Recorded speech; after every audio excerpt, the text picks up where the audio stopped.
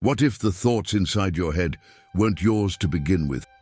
What if the fear you feel wasn't fear at all, but a signal from something ancient, something coiled, something waiting somewhere deep in the jungles, deserts, and forests of Earth? A predator exists that doesn't just strike your body, it strikes your mind. It doesn't kill, it rewrites. This is the story of a snake. Not the deadliest, not the biggest, but perhaps the most terrifying of all. Because it can hijack your brain before you even know it's there, and what it does after might change what we know about memory, control, and what it truly means to be you. Snake venom isn't just a weapon, it's a language, written in proteins, enzymes, and bioelectric whispers.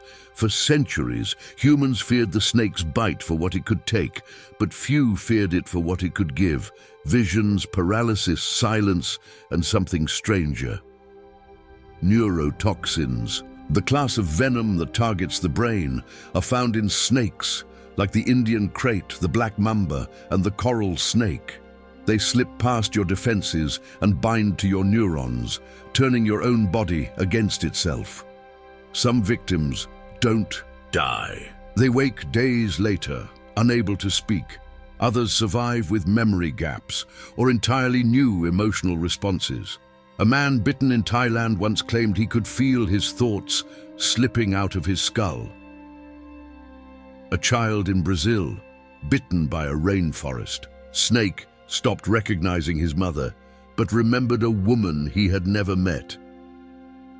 Are these hallucinations or echoes of something deeper? What if these snakes aren't just attacking the brain, but reshaping it? Let's begin with the banded crate. In the cool, humid nights of India and Southeast Asia, the banded crate moves like a whisper through tall grass.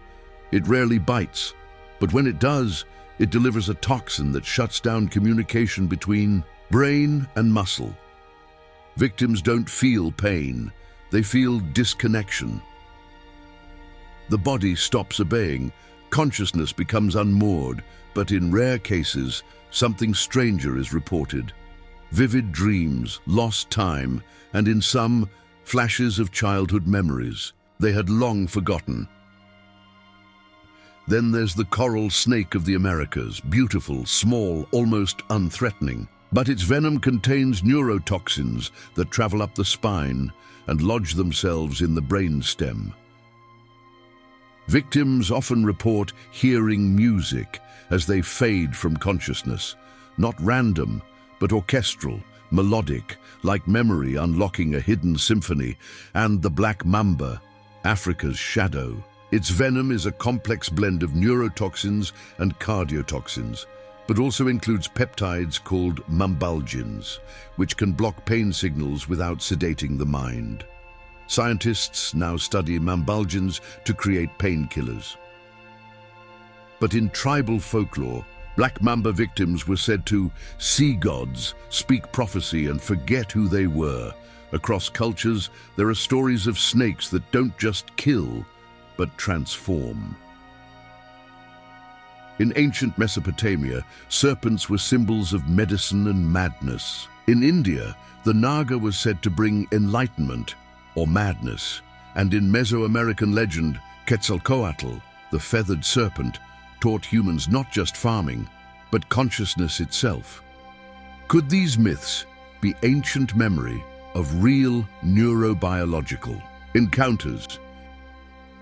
In the cold, sterile light of a neuroscience lab, a drop of venom is placed on a neural sample.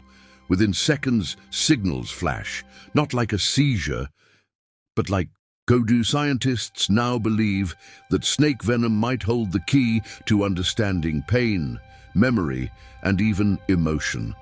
How? Because venom doesn't attack randomly. It's precise, selective, intelligent. Certain toxins bind to acetylcholine receptors, responsible for learning and attention. Others interrupt dopamine and serotonin pathways, the chemicals that define love, joy, and fear. Imagine a substance that could silence a traumatic memory or trigger an artificial one. This isn't science fiction. Researchers in Brazil and France are already testing synthetic neurotoxins derived from snakes to treat PTSD, depression, and chronic pain. But it goes deeper. In 2019, a team at Stanford discovered that a modified viper peptide could influence decision-making in mice, causing them to abandon food they had previously chosen. One protein, one choice, rewritten, and that's when the military got interested. Declassified documents showed DARPA funding studies on neurological disruptors modeled after snake venom. Not to kill, but to confuse, to paralyze the will. So now, in hidden labs and classified programs, humans are studying the serpent not to escape it, but to become it. The line between medicine, weapon, and mind control grows thinner every year. Deep in the Peruvian rainforest, where light barely reaches the ground, there is a snake local tribes call Muricana, the one that remembers you. It's small, thin, green-black with silvery eyes. Its bite is rarely fatal, but what happens afterward is harder to explain. Victims speak of seeing events from their past, but from the outside, as if watching someone else's memories. Others recall memories they never lived. A woman bitten while gathering plants claimed to remember a metal city with burning sky.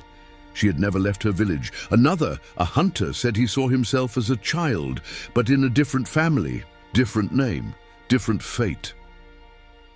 When researchers brought victims to clinics in Iquitos, MRI scans showed temporary remapping of their hippocampus, the brain's memory center, as if new pathways had formed.